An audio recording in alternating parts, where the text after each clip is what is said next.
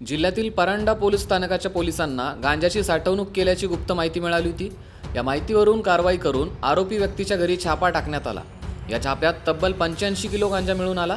या गांजाची किंमत तब्बल 12,80,000 रुपये 490 इतकी आहे। आता हे बघा, हे वजन करायचं आहे, ते वजन आपण अजून एक रूम कुठं काय बघू, काय चेक करू आणि नंतर वजन बघू आपण। हे जे तुम्ही आणलं त्या रूम मधलं ते पण इथं ठेवू आणि एकदम सगळं वजन करू। या अजून एक रूम बघूया। इडा नावाच्या दुर्गम गावात ही कारवाई करण्यात आली।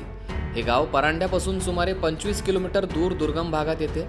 याचाच फायदा घेऊन आरोपी हा अवैध पद्धतीने गांजाची विक्री करत होता। या घरात राहणाऱ्या सर्वांना आता आरोपी म्हणून घोषित करण्यात आलंय आणि परांडा पोलीस स्थानकात सर्वांविरोधात गुन्हा नोंदवण्यात आलाय। ही कारवाई माननीय पोलीस अधीक्षक अतुल कुलकर्णी आणि माननीय अपर पोलीस अधीक्षक श्री गौहर हसन यांच्या मार्गदर्शनाखाली परांडा पोलिसांमार्फत करण्यात आली।